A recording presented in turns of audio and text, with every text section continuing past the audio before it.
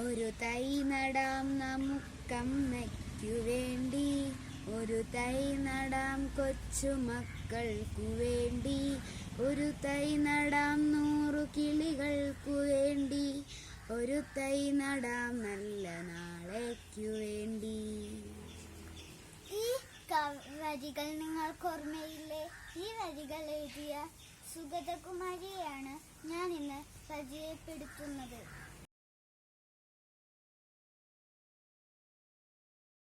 മലയാളത്തിലെ പ്രശസ്ത കവയത്രിയും പരിസ്ഥിതി പ്രവർത്തകയുമായിരുന്നു സുഗതകുമാരി.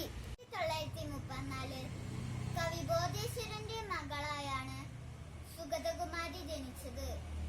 സ്വന്തം കവിതയിലൂടെ പ്രകൃതിയെ സ്നേഹിപ്പിക്കാൻ നമ്മെ പഠിപ്പിച്ച കവയത്രിയാണ് സുഗതകുമാരി. പ്രധാന കൃതികൾ: മുത്തുച്ചിപ്പി, പാതിരാപ്പൂക്കൾ, പാവം മാനഹൃദയം, പ്രണാമം, ഇരുൾ ചിറകുകൾ, രാത്രിമഴ, അമ്പലമണി, കുറിഞ്ഞിപ്പൂക്കൾ, തുലാവർഷ പച്ച, ജാതി എവിടെ, കൃഷ്ണ കവിതകൾ, മേഘം വന്നു തൊട്ടപ്പോൾ, ദേവദാസി, വാഴത്തേൻ, മലമുകളിലിരിക്കെ, സൈലന്റ് വാലി, നിശബ്ദവനം.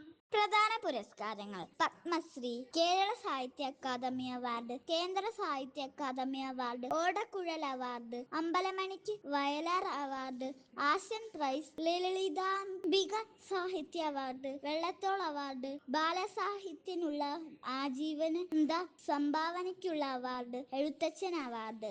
കണ്ടോ കണ്ണനെ നിങ്ങളാരാനമ്മ കമ്പുകരത്തിലെടുക്കുന്നു, കണ്ടില്ല ഞങ്ങൾ കാലിക്കീടാവുകൾ എന്തോ മണ്ടിയൊളിക്കുന്നു. ഇന്നീ നാളിൽ ഞാൻ കണ്ടില്ല മിഴിച്ചിങ്ങും തത്തമ്മ കൊഞ്ചുന്നൂൽ. കണ്ടോ കണ്ണനെ കണ്ണും ചുവന്നമ്മ കമ്പും കൊണ്ടതാ പോകുന്നു. നന്ദി, നമസ്കാരം.